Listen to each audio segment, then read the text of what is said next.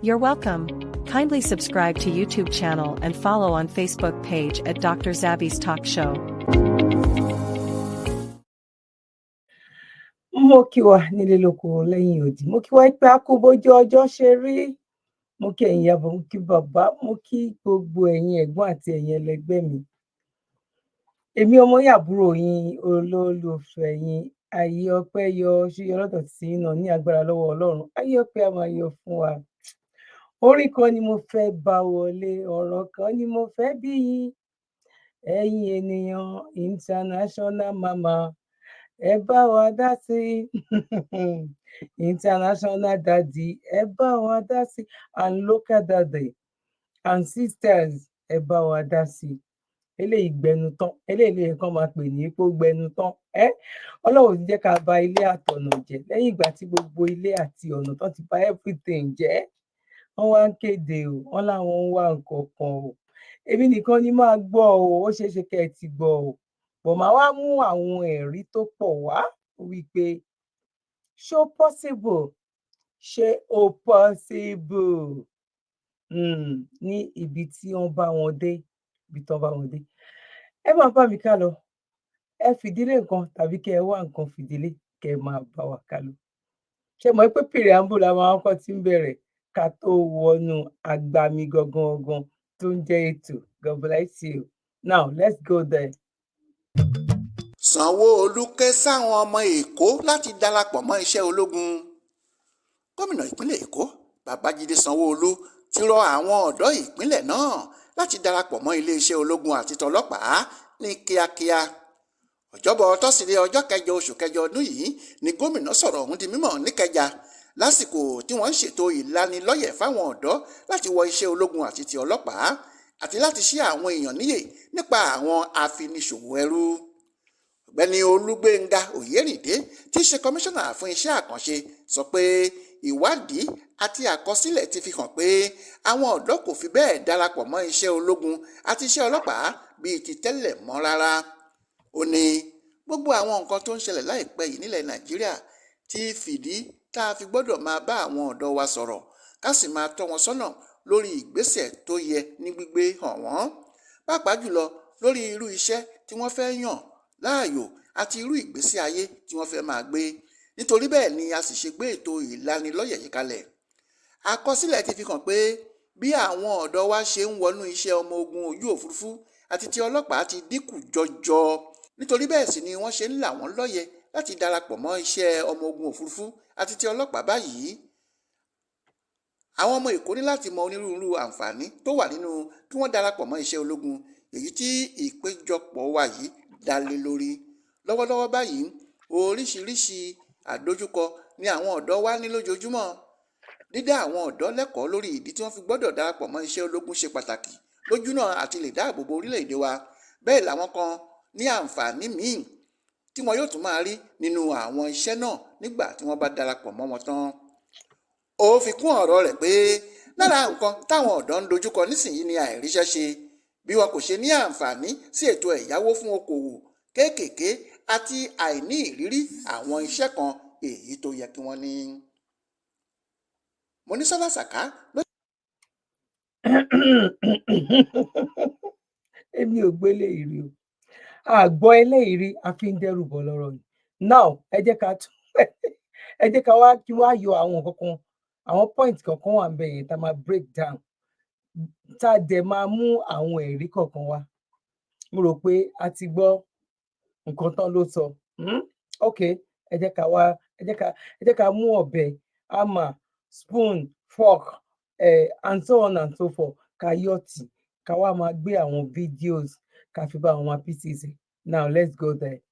Ṣe sọ pé ìwádìí àti àkọsílẹ̀ ti fi hàn pé àwọn ọ̀dọ́ kò fi bẹ́ẹ̀ darapọ̀ mọ́ iṣẹ́ ológun àti. Wọ́n ní ìwádìí sọ wípé àwọn ọ̀dọ́ wọn darapọ̀ mọ́ iṣẹ́ ológun tàbí iṣẹ́ ọlọ́pàá. Oh my God. Àwọn people yìí ṣé ó ń ṣe wọ́n ni tàbí àwọn náà ń ṣe èèyàn, torí kò fẹ́ yé èèyàn mọ́.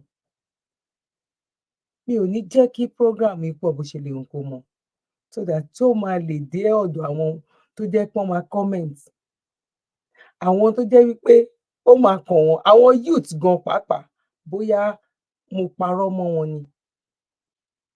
Mo parọ́ mọ́ wọn tí mo mean ni wípé á jẹ́ wípé iṣẹ́ wà táwọn youth ò fẹ́ ṣe. Iṣẹ́ wà tí àwọn youth tán fẹ́ ṣe, òun ló sọ wípé ẹ̀yin youth ẹ gbọ́ o, but ẹ listen dáadáa, ẹ̀yin mo wà o, but ẹ sì gbọ́ nǹkan torí governor, I'm pretty sure pé parọ́ mọ́ yín ni. Wọ́n láyè wà níṣẹ́ ológun, àyè wà níṣẹ́ ọlọ́pàá, àyè ṣí sílẹ̀, wọn ò dẹ̀ rí ènìyàn. Bàbá wa Sanwó-Olú, k'Ọlọ́run jẹ́ kẹ́mi ọlá gùn sá. Bóyá nǹkan táwọn ọmọ yẹn, bóyá nǹkan tán rí leléyìí o, tán ṣe fẹ́ lọ síṣẹ́ ológun o, bóyá nǹkan tó fà á nìyẹn, màá gbé wá o. Bóyá nǹkan tán rí le, bóyá lára àwọn nǹkan tán rí is not eléyìí, lára àwọn nǹkan tán rí tán ṣe fẹ́ lọ sí iṣẹ́ ológun. Now ẹ jẹ́ a gbọ́ síwájú díẹ̀ sí kí n tó gbé ẹ̀rí máa jẹ́ mi nìṣó wá. iṣẹ́ ọlọ́pàá bíi ti tẹ́lẹ̀ mọ́ rárá. Ó ní gbogbo àwọn nǹkan tó ń ṣẹlẹ̀ láìpẹ́ yìí nílẹ̀ Nàìjíríà ti fìdí tá a fi gbọ́dọ̀ máa bá àwọn ọ̀dọ́ wa sọ̀rọ̀ ká máa fi máa bá àwọn ọ̀dọ́ wa sọ̀rọ̀. Ok, ẹ jẹ́ ká dá dúró ń bẹ̀, ẹ jẹ́ ká lọ mú ẹ̀rí wá, ẹ jẹ́ ká lọ mú ẹ̀rí kan wá. Ṣé mo sọ pé pápápá la máa ṣe? To a soldier. Yeah.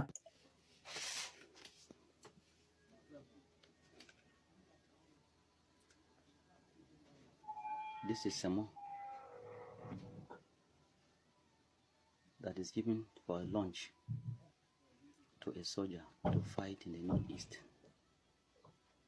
Please, I wonder if anybody see this video that will share it to go viral until it reach to the authorities, especially Barkate Family Radio.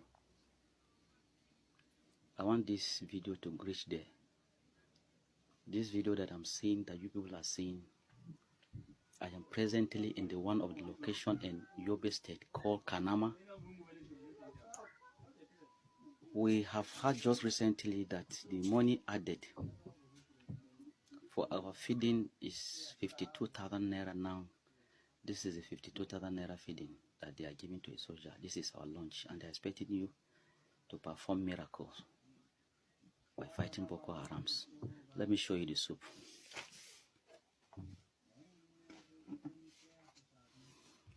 This is ọbẹ̀ nìyẹn o, you know how to call, what to call ọbẹ̀ nìyẹn o.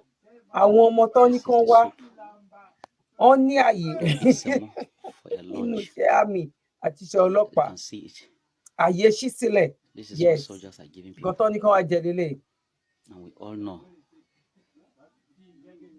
that the money is 52,000 naira for feeding. This is why they are feeding us for 52,000 naira. This is Kanama location precisely under Gedam local government in Yobe State. This is what soldiers are passing through. And as a soldier now, you cannot talk. This is one of the reasons they say that you should obey the last order, because you cannot talk. If you talk, they charge you.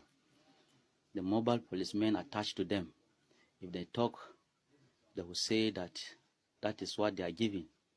We should manage it. The next thing they will say, police are not disciplined, that you should not complain. If you complain, we are not disciplined. This is the food. This is the afternoon food. The soldier fighting Boko Haram. You can see it. Ṣẹ́gbọ́, sójà tẹni kó lọ bá Boko Haram jà. Àwọn eléyìí tún yàtọ̀ sí wípé wọ́n wà ní training field o.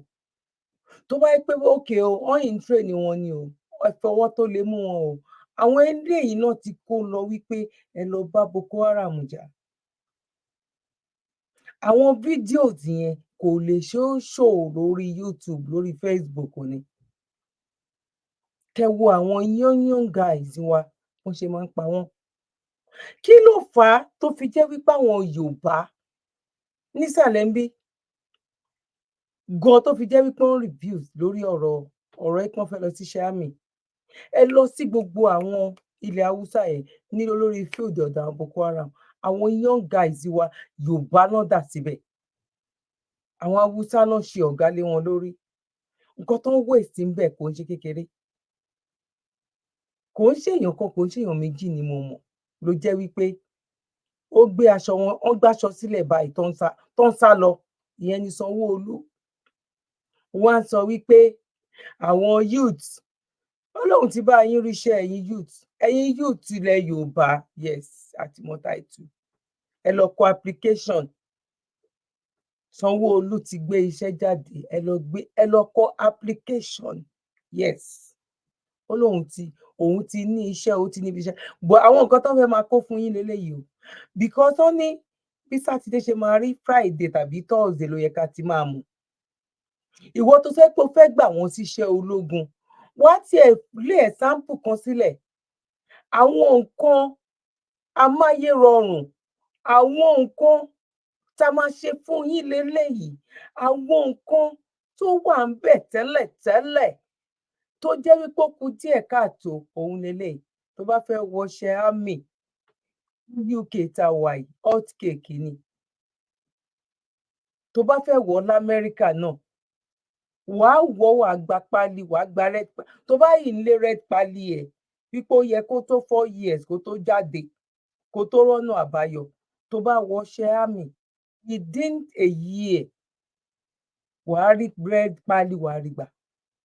Ó dẹ̀ ní àwọn ọ̀fà tó support ẹ̀. Ìwọ náà ti mọ̀ wípé iṣẹ́ ogun good fine, bó ṣe rí lélẹ́yìí ní 60 years ago, nígbà tí àwọn òyìnbó tó wá kó wa lẹ́rú nígbà tó ń lọ, ṣé bọ́n ṣe kó sílẹ̀ lélẹ́yìí? Ṣé tó bá jẹ́ bẹ́ẹ̀ ni, ṣé Nàìjíríà lè jẹ́ Giant of Africa tó máa lè lọ máa lead ogun, tó máa lè lọ máa gbèjà Áfíríkà míì? Ẹ̀yin youth, iṣẹ́ ti dé, iṣẹ́ dé. Àwọn tó máa bá yín máa lọ máa gbébọn tó bá yá, ẹ máa lọ pé àwọn ẹbí yín àti ará yín, àwọn ọlọ́yìn máa bá yín lọ gbébọn.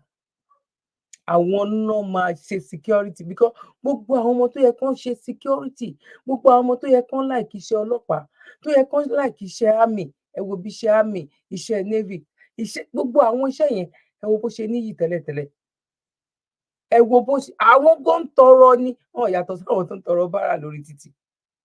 Tó bá rí custom, the same thing. Oh my God, ó tún mú mi rántí, ọ̀rọ̀ ló máa ń múyàn débì kan. Ó tún mú mi rántí, oh my God, ìgbà tí máa kọjá àyè ara mi tí mo fẹ́ lọ kí bàbá wa Ìgbòho ní Kútọ̀nù ní last year ń bíbà. Ẹ̀yin dà, ìkọjá yìí tí mo ṣe ni wípé mo bá gbé mọ́tò sọ́nà. Àbúrò mi tó drive,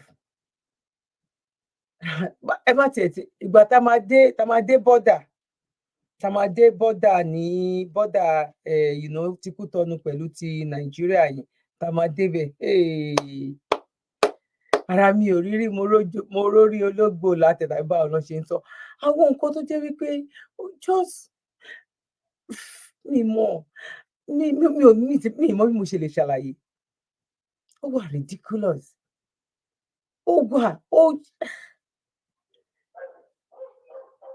Kẹ má kàn rí èèyàn kó kàn múra kékeré, kó kàn múra kẹ́kàn wá wò wípé eléyìí ẹ jẹ́ ká yọ láàrin àwọn tó dúró yìí. Kẹ wá bẹ̀rẹ̀ sí ní máa wọ́nà àti máa àwọn nǹkan tó jẹ́ pé ó jẹ́ ní o. Mo ní passport mi lọ́wọ́, mo ní everything. Wọ́n fẹ́ gba visa, wọ́n fẹ́ ṣe kinní kan, kí gbogbo orú nǹkan báyìí kó má bàa ṣẹlẹ̀. But still yet, ẹ wá lè believe, mo fi Ọlọ́run búra. Ìgbà tá máa dé ti ọ̀dọ̀ àwọn Kútọ̀nù, tí àwọn tó bá ti gba bọ́dà ti Nàìjíríà àti ti Kútọ̀nù yẹn ló máa mọ nǹkan tí mò ń sọ. Kò ju gap báyìí lọ. Àwọn ti Nàìjíríà la máa kàn wípé o fẹ́ kọjá sínú Kútọ̀nù. O lè rí ní 1 minute ló máa fi kan àwọn ti Kútọ̀nù gangan wípé o fẹ́ wọnú Kútọ̀nù lọ. Ẹ lè believe pé àwọn ti Kútọ̀nù yẹn, gbogbo nǹkan táwọn Nàìjíríà ń ṣe tó ń ṣàtọrọ bárà, tán fẹ́ gbé ẹ̀bí fáláre, àwọn nǹkan tó pé, àwọn nǹkan tó ní lọ́wọ́ tó ti prepare rẹ̀ tó tún wá fẹ́ sọ ẹ́ di short. Oh my God, ẹ tún mi rántí. Ká tó wá débẹ̀ nǹkan o, ìyá mi, bàbá mi o, ẹ̀gbọ́n mi àti ẹ̀yin ẹlẹgbẹ́ mi, ká tó dé ibẹ̀, ká tó dé bí wípé bọ́dà, ká tó dé bọ́dà yẹn, oh my day, mi ò exaggerate, mo fọlọ́run búra. Àwọn custom, ọlọ́pàá, army tá a bá lọ́nà, kí n má exaggerate, ní checking point, tá a bá ní checking point, only less than 60. Mo gbáwọ́ mórí báyìí ni pé kí ló dé? Mo wá ń sọ fẹ́ni tó wá gbé mi lọ wípé mo ní nínú ìlú ń sìn, ogun ń jà, wàhálà ń ṣẹlẹ̀. Gbogbo ìdajì ẹni tó yẹ kó save àwọn èèyàn nínú ìgboro, wọ́n wá sí ibi báyìí ń sìn láti lè lọ máa ṣe kí ni? Láti máa gbowó. Láti máa gbà èpè kọ́. Èpè kọ́. Àǹtí mi tí mo ná wá fọ́lìdé, wọ́n ti padà, wọ́n ti lọ sí London tí wọ́n ti kúrò. Kí ni mo fẹ́ fàyọ ńbẹ̀ ni pé tí n bá ń sọ ní àní kò yé ṣépè, àní kò yé ṣépè, mo lè sọ ń sìn torí tí n bá ń sọ̀rọ̀ wọn máa ń gbọ́. Àlépè kọ́, kódà gan ìyá Nàìjíríà gan ni mò ń pè wọ́n, wọ́n ti pè mí rọ̀lẹ́ ìyá Yorùbá nation, èmi wá sọ fún wọn, mo ní no going back. Mo ní next time tẹ́yìn bá ti sọ pé Yorùbá nation, mi máa dá inú ìpinnu bá ṣe máa ń sọ nìyí. Okay, bóyá ìjọ́un ṣẹ̀ṣẹ̀ yé ọ wọn. Wọ́n wá fi Ìjẹ̀bú dá mi lóyún, ìjọ́un ṣẹ̀ṣẹ̀ yé wọn náà. Kí n bá ti ń sọ fún Yorùbá nation, wà máa dáwọ́ fọ no going back. Mo ní bá ṣe máa ń sọ nìyí. Ọ̀rọ̀ wípé à ń ṣépè kọ́, mo ń sọ fún wọn, èpè kọ́, àwọn nǹkan kan wà fact ni. O ṣẹ́ èpè o, o ṣẹ́ èpè o. Tó bá jẹ́ pé àdúrà tán ti ń ṣe fún Nàìjíríà láti kan tó bí wa ni, ó yẹ kó máa ṣiṣẹ́ náà. Torí ẹ̀ o ṣépè, o gbàdúrà, kò lè ṣe nǹkan kan ní Nàìjíríà kò lè, kán pín everybody ni. I'm telling you. Ẹni tó wá drive mi, òun ti mọ ọwọ́ wọn. Oh my God, olè ló máa ń mẹsẹ̀ olè, tàbí báwo ló ṣe máa ń sọ. Ànáwó much torí ẹni tó drive mi dẹ̀ ni. Ó ní ìmúra tó mú, mi ò ní sọ ìmúra yẹn níbí báyìí. It's not, kò múra ọlọ́pàá, kò múra mi, kò múra ẹni kìíní, ẹ understand. Bó ó ní fìlà kan tó lò, ṣó ti yé yín sìn, tó jẹ́ pé bó ṣe rí fìlà yẹn lórí ẹ̀, wọ́n ti rí wípé ó belong sí àwọn tá à ń sọ yìí, wọ́n ti ẹ̀dá, àwọn tá à ń sọ yìí gangan, àwọn tá a gbé wá, tá à ń gbé ẹjọ́ wọn wá, àwọn Sanwó-Olú. Wọ́n believe wípé ẹni yìí kó tó nírú fìlà yìí, kò ń ṣerú èyí tí bàbá wa Tinubu tó ń dé o náà, kò ń ṣe yẹn o. Òun náà sọ bẹ́ẹ̀ ni. Tó bá ti rí báyìí, tó bá ti rí wọn, tó bá ti rí téèyàn wá ti fẹ́ sún wọn, lọ́ máa ti máa nawọ́ sílẹ̀ yìí pé kò slow down.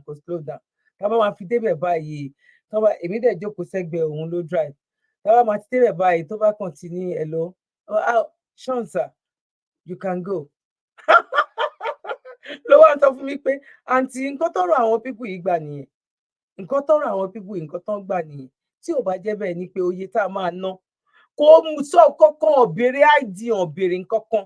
Tó bá kàn ti ní hello tó sọ yẹn báyìí, tó máa ti hello, ẹ̀dẹ̀ wọ́n pé ẹni tó fẹ́ ṣe ẹ̀ lòun ti gbé ọlọ́mọ ẹ̀, ó ti sorí báyìí, ṣó rí mi, ẹ wò mí, ẹ tún mi wò, mi ò kì í ṣe wọn kọ́mọ tí ń dá ó ń pàṣẹ wa ni. The same thing nígbà tá à ń padà bọ̀ náà, tí ò bá jẹ́ wípé ọgbọ́n tó lò ní tán ti jọ mọ́wọ́ ara wọn, something like that, owó téèyàn mọ̀ ní ẹ wá imagine. Ìgbà tá à ń padà bọ̀ yẹn, kí la rà? Ara báàgì rice báàgì méjì, ara àwọn nǹkan kan ṣá tó máa jẹ́ wípé mi ò tiẹ̀ fẹ́ kéèyàn kan wá máa disturb olùdóró, ẹ̀rù tiẹ̀ ń bàyàn gan pẹ̀lú gbogbo ìbọn, gbogbo nǹkan tó kó sọ́wọ́, ìṣó, igi, gbogbo ẹ̀ bẹ́ẹ̀ yẹn, bí ìgbà tó jẹ́ pé oh my God, irọ́ náà dẹ̀ ni.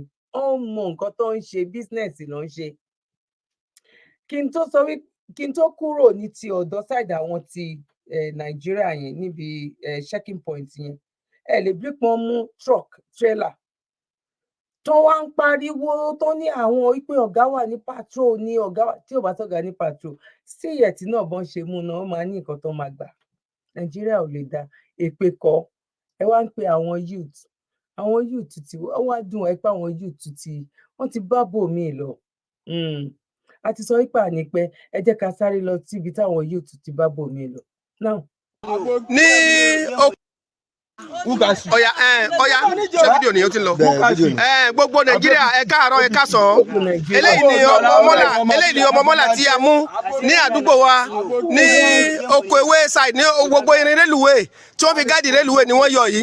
Irin federal government ni, àkí àwọn security Nàìjíríà, àkí àwọn OPC, àkí àwọn àkí àwọn so safe, so àkí àwọn tọ́dá zone tí wọ́n ṣiṣẹ́ tí wọ́n bá mú àwọn mọ́là yẹn. Ẹ wo adúrú rélùwé tí wọ́n yọ, adúrú èrò tó wà ní rélùwé tó fẹ́ gbẹ̀mí ẹ̀. Lórí rélùwé, nínú ọgbà rélùwé tó dẹ̀ jẹ́ wípé àwọn kò ń ṣe àwọn pípù yìí nìkan o.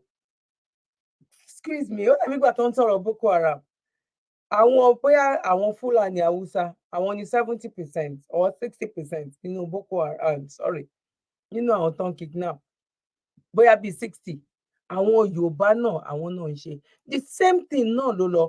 Ẹ wo àwọn youth tó ń wá, because ó mọ̀ wípé irú nǹkan yìí tóun bá jí at the end of the day ní month gan pàápàá gan, òun lè rí ọjà 200,000 láti tà.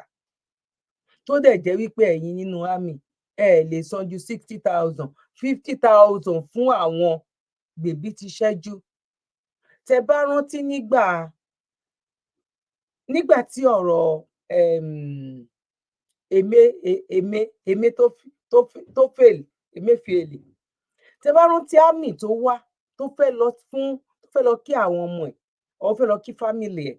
Ẹ máa gbọ́ statement tó sọ wípé 30-something,000 wọ́n bá bọ̀bọ́ yẹn fà o, wọ́n arrest ẹ̀ o. Òun lélẹ́yìí tí mo gbé jáde ní títí yẹn náà sọ pé wọ́n máa ní káwọn má sọ̀rọ̀.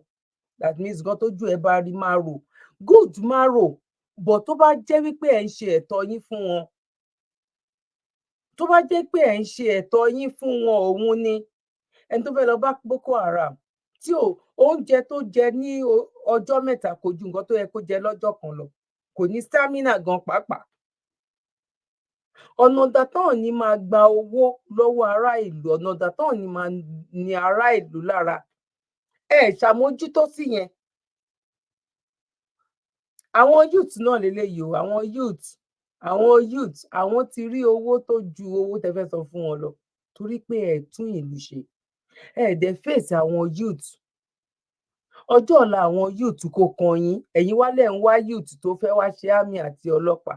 Sanwó-Olú, oh my God, it shocked me o. Ọmọ mọ́là ni o, Sunanka. Wọ́n ní kí lórúkọ ẹ? Zakaria. From where? From Kebbi State. You are living from where at Lagos here? Abattoir. Àtàbàtúà ló lóhun ti wá sí odidi ìjókòó Arepo side lójú rí. Ló wá kó yẹn wòran o, ẹ̀yin ọmọ Nàìjíríà ẹ gbà wá o. Federal government ẹ wo Yorùbá ò so lẹ wá dúrin tó kó ẹ wo. Ẹ wá dúró èrò tó wà ní rélùwé.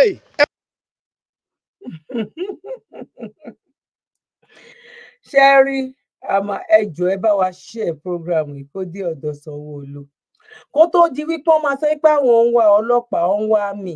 Wọ́n tiẹ̀ máa kọ́kọ́ sọ fún ará ìlú àtúnṣe tó kọ́kọ́ ṣe, ìgbésẹ̀ tó ń gbé lórí àwọn youth wípé oye báyìí la fẹ́ máa san fún yín o, nǹkan báyìí la fẹ́ máa ṣe fún yín o. Ṣé rí gbogbo eléyìí tẹ́ ẹ̀ ń rí tẹ́lẹ̀ yẹn, ìgbésí ayé tí yín ò ní rí bẹ́ẹ̀ o. Ẹ kàn wá lè jí láàárọ̀ ọjọ́ kan sìn kẹ́ sọ wípé àwọn youth ẹ rí wípé àwọn èèyàn ọjọ́ ìníṣẹ́ ọlọ́pàá mọ́, àwọn èèyàn ọjọ́ ìníṣẹ́ army mọ́.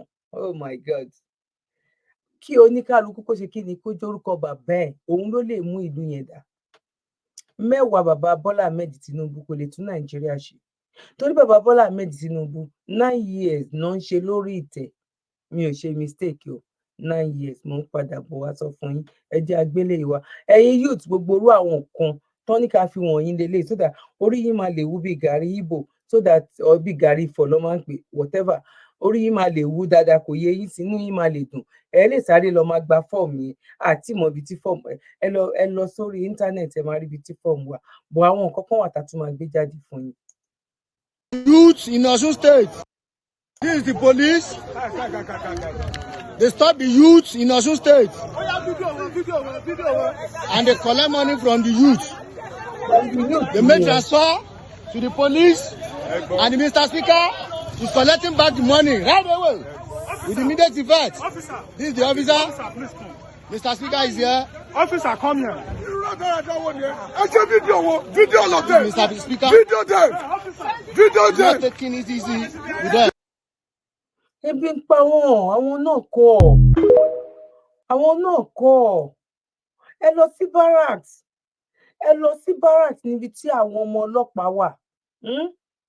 Àwọn ọmọ wọn tó jẹ́ ọmọ garage ó bẹ́tà àwọn times 100. 80% tí ọmọ ọlọ́pàá òun ló mú gbó ló ń jalè náà ń ṣe iṣẹ́ nọ̀bì náà ń ṣe oríṣiríṣi. Àwọn ń gbowó aburú náà, wọ́n ń gbowó ẹ̀jẹ̀, wọ́n ń gbowó ẹkún. Ìjọba náà tún wá bà tiwọn jẹ́. Fídíò kan àárín this month náà ni nígbà tó ń ṣe protest. Àwọn retired police àwọn náà protest. Ó dùn mí gan ni fídíò mi ò lè ọ̀fẹ́ máa wá. Mo sọ̀rọ̀ débẹ̀ sí náà mo rántí. Tó ń sọ wípé wọ́n sanwó retirement fún wọn. Ìwọ tó bá fẹ́ lọ di ipò kan mú bóyá nínú àmì nínú ọlọ́pàá ni òun láti mọ̀ èèyàn. Ìwọ ò lè jẹ́ irú ọbẹ̀ yẹn kódà gan kó jẹ́ primary 6 gan ni òkè pátápátá ni ẹ wá ní kí ìlú dá. Ìlú yẹn ò lè dá èpè kọ́. Restructuring ò lè tó.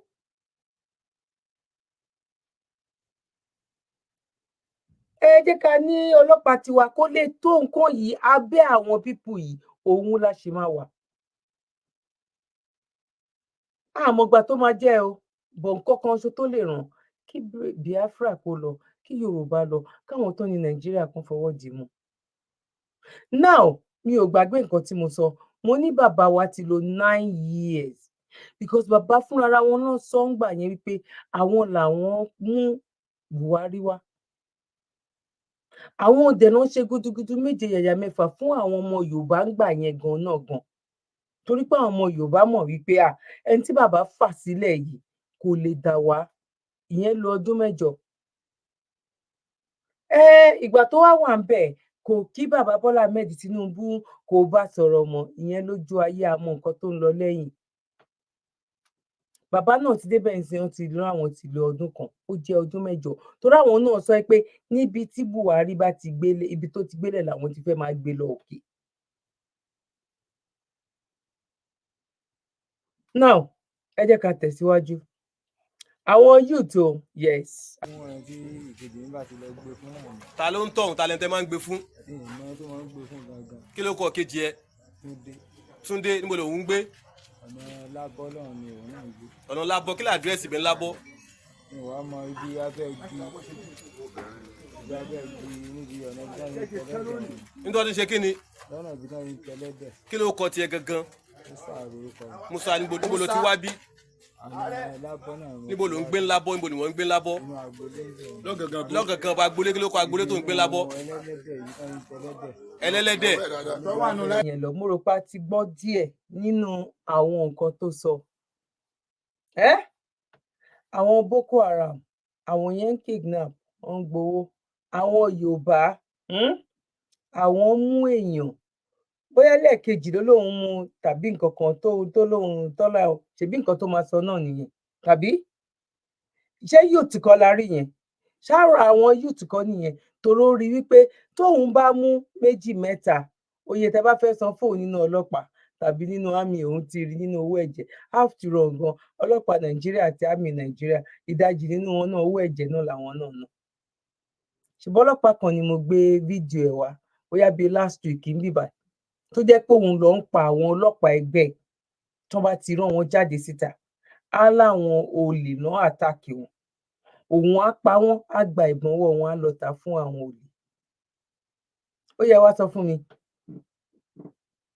ìgbà tó jẹ́ pé gbogbo nǹkan tán bá gbà lọ́wọ́ àwọn Boko Haram, tán bá gbà lọ́wọ́ gbogbo àwọn kidnapper, tán gbà lọ́wọ́ gbogbo wọn, at the end of the day náà wọ́n ń pín nínú ọ́fíìsì náà ni, ó lè gbé ó lè gbà, òun lọ́rọ̀ Nàìjíríà.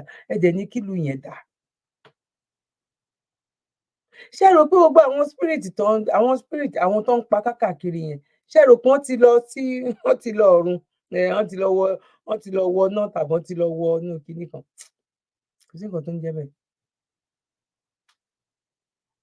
Spirit wọn, àwọn tó ń kúkú gbóná, wọ́n rìn káàkiri tó ń sunkún kiri, torí ẹ̀ ló fà á tó fi jẹ́ wípé kò lè rọgbọ fún wọn. Ọ̀tọ̀ ní kálukú bá lọ, nǹkan tí Yorùbá bá mọ̀ á lè fi fèsì ara wọn, àwọn nǹkan tí àwọn Ìgbò bá mọ̀ á lè fi fèsì ara wọn, àwọn tó ní Nàìjíríà náà oníkálukú á lè wá mọ ibi tó fẹ́ kojú àdúrà sí ìgbà yìí.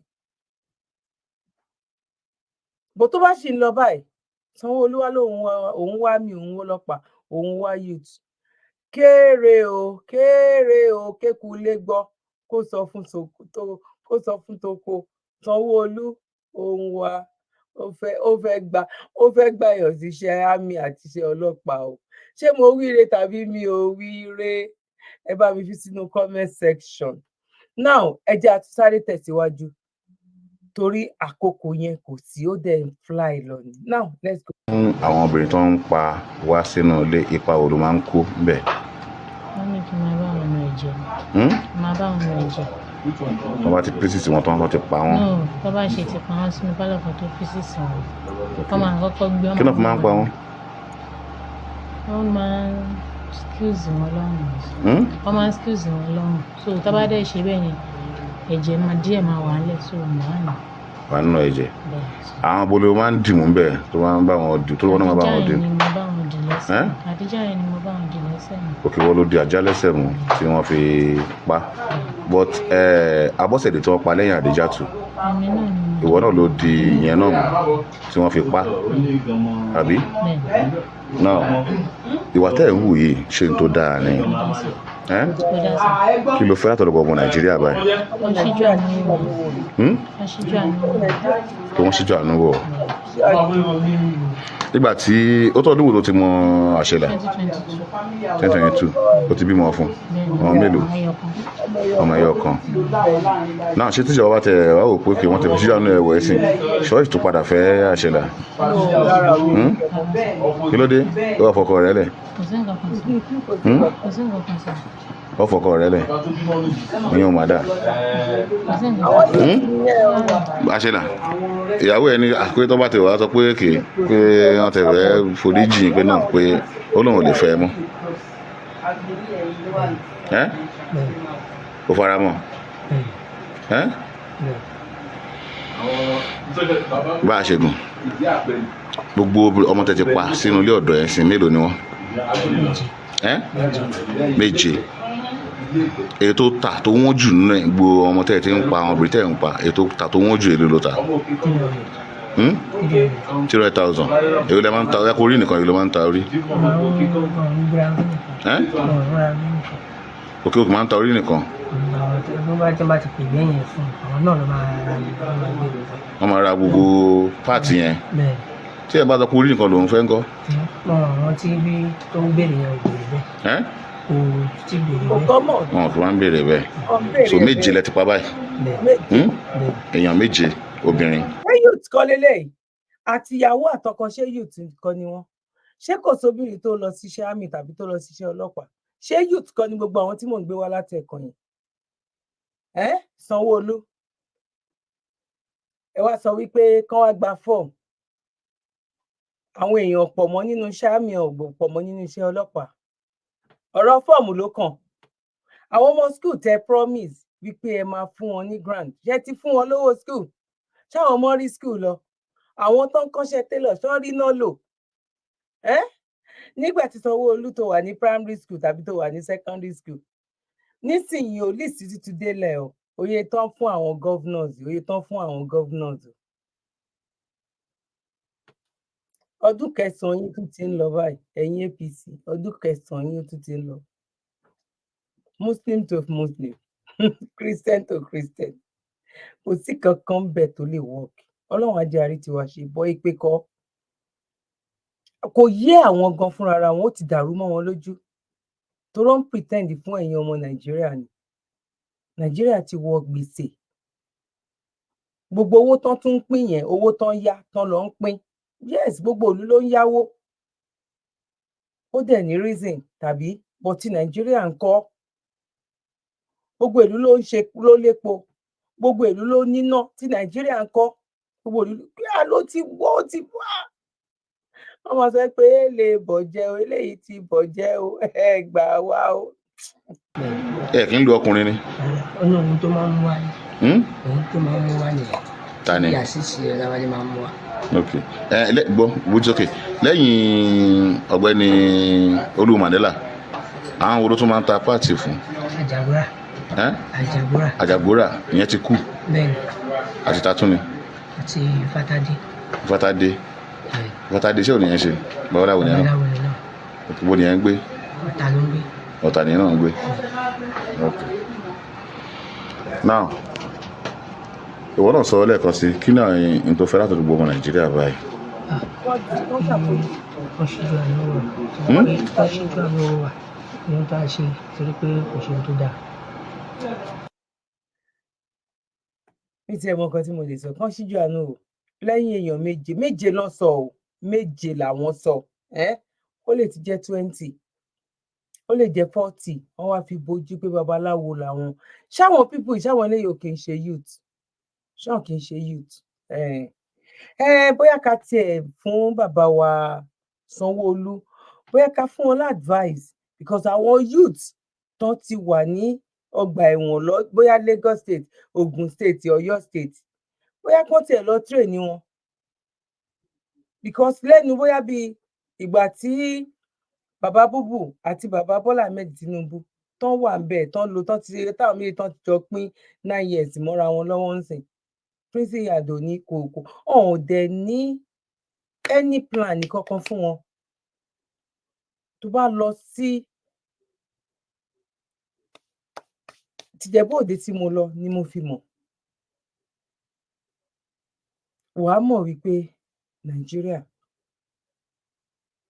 bàbá Bọ́lá Ahmed Tinubu 100 kò lè túnṣe àyàfi kó ní kálukú pé ni ẹni tó wà ní prison ọ̀rọ̀ oúnjẹ jẹ rí nǹkan kan ṣe àwọn ará ìlú àwọn kọ oh my God ẹ wo mo ti ní mi fẹ́ kíkí ní èkó pẹ́ náà mo kí wa lẹ́ẹ̀kan sí pakú bójú ọjọ́ ṣe rí ẹ̀yin ìyá mi ẹ̀yin bàbá mi ẹ̀gbọ́n mi àti àbúrò mi ẹ bá wa pín ètò ẹ jẹ́ kó débi tó yẹ kó dé mo kí gbogbo ẹ̀yin tí ń bá wa patronize bàbá wa Dr. S2 tí ẹ bá fẹ́ ara ń ro mí ara ń sán mi orí ń fọ́ mi gbogbo ẹ̀ o mọ bó ṣe jẹ́ ni bóyá èjì náà ni bóyá nǹkan kan tàbí nǹkan kan ni ẹ pé àwọn bàbá wa kẹ́ bá wọn sọ̀rọ̀ ewé àtegbò òun ló lè ṣe ẹ máa rí pé òun ló gba ayé pọ̀ ń sìn torí pé kí ni àwọn èèyàn gan ti lo oògùn tábìlẹ̀tì ọ̀hún rí wípé kò sọ́nà ń bẹ jẹ́ tètè ẹ jẹ́ nǹkan tó ní kò dáa yẹn ẹ jẹ́ ká wá padà ká wá lọ bẹ̀rẹ̀ sí ní máa mójútó ara wa kò sí báyìí fẹ́ ló ní fi measurement nísìn gbogbo ẹ̀ ló ti wà ẹ jẹ́ ká tún nǹkan táwa náà ní ẹ jẹ́ ká tún ṣe bóyá tẹ bá tún fẹ́ nọ́mbà wọn máa gbé nọ́mbà wọn síbẹ̀ ẹ lè pè wọ́n ní anytime any day ní agbára lọ́wọ́ Ọlọ́run ojú òní tiwa Ọlọ́run ò ní jẹ́ kí ara wa omi ara wa ẹ̀jẹ̀ ara wa kó gbé wa dé gbogbo nǹkan tá a forí ìdúró ṣe àní gborí ìdùbúlẹ̀ àní gbàjẹ́ tán ẹ̀yin tẹ́ bá ti mọ̀ wá lórí Àjùlọ TV ẹ lọ wá lórí Àjùlọ TV náà tó bá jẹ́ nígbà àkọ́kọ́ tẹ́ darapọ̀ mọ́ wa ẹ bá wa subscribe ẹ bá wa like ẹ bá wa fi comment yín sílẹ̀ God bless you orúkọ tèmi náà ti yípadà ẹ̀mí àbúrò yín ọmọ yín olólùfẹ́ yín ayé ọpẹ́ yọ ṣíyọ lọ́dọ̀ títí náà ní agbára lọ́wọ́ Ọlọ́run ayé ọpẹ́ á máa yọ fún wa lórí ọmọ lórí ìdáwọ́lé wa òun là ayé ọpẹ́ máa fi máa yọ bẹ́ẹ̀ ṣe kí mi pé mo kú ètò èmi náà kí n pa kú bójú ọjọ́ ṣe rí God bless you bye for now one love. látijọ́ aláyé ti dáyé lọ́kọ́ tí ń sọ lówó orí aya tájọṣepọ̀ wọn sì jẹ́ gbádùn òun fa ìfẹ́. Tírí ìgbádùn lọ́kọláya bá ti ń bọ́ ságídé. Kásáyàn ò fàǹfẹ́ láàrin wọn dòní yọ̀bẹ̀kẹ́. Tọkọ ò lè gòkè lọ́wọ́ déré. Tọkọ wa ń ṣe súkẹ́súkẹ́ lórí àyà. Orísun ló yẹ ká padà sí. Ká tọ́jú ara wa pẹ̀lú S2 Aba Bitters. Sátẹ̀ kan lẹ̀ gbọ̀ngbọ̀ngbọ̀n. Ká kó lẹ́gbẹ́ àwọn tí ń bẹ̀bẹ̀ fàyà lórí ibùsùn. S2 Aba Bitters. 100% Aba tí ò lọ́tì kankan nínú. Pẹ̀lú ǹtẹ̀ NAFDAC. S2 Aba Bitters. Ilé-iṣẹ́ S2 Ultimate Holistic Spiritual Aba Remedy International Limited ló ṣe 002 Park Street First Avance Junction Ọ̀lẹ́yọ̀ Ìbàdàn Ọ̀yọ́ State. Ó wà lọ́pọ̀ yanturu ní 1825 Olúyọ̀lé Shopping Complex New Garage Ìbàdàn. Ẹ ti lè rí ra ní Lasorat Royal Plaza Asunlẹ̀ Junction off Akala Express Ìbàdàn Ọ̀yọ́ State. Fún ẹ̀kúnrẹ́rẹ́ àlàyé síwájú sí tàbí tẹ̀yin gan bá fẹ́ jẹ́ alágbàtà fún wa ẹ pè tàbí ká WhatsApp wa lórí +234 704 079 0153 tàbí kẹ́kọ̀ọ́ sí +234 806 400 0204. Bákan náà ni ẹ lè kàn sí abroad line wa lórí +353 894 982 845. Ẹ mọ́ gbàgbé wípé ìlera lóògùn ọrọ̀ tó fi já sí wípé ẹ ti lè kàn sí ilé-iṣẹ́ S2 Aba. You're welcome. Kindly subscribe to YouTube channel and follow on Facebook page at Dr. Zabby's Talk Show.